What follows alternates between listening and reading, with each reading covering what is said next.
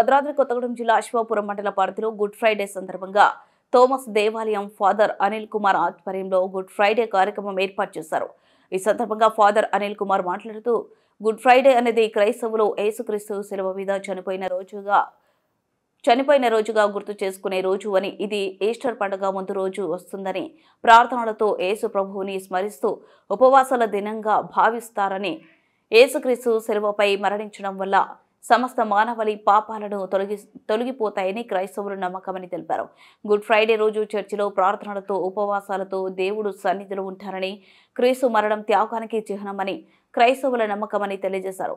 చర్చిలో కార్యక్రమం అనంతరం భక్తులందరూ కలిసి వీధిలో తిరుగుతూ ప్రభువుని సిలువ వేసిన విధంగా ఒక వ్యక్తి భుజం మీద సిలువ పెట్టి సైనికులు కొరడతో కొడుతూ ఉన్నట్లు ర్యాలీ నిర్వహించి, ర్యాలీలో యేసుక్రీస్తుకి జయజీలు కొడుతూ పాటలు పాడుతూ వీధుల గుండా ర్యాలీ చేశారు.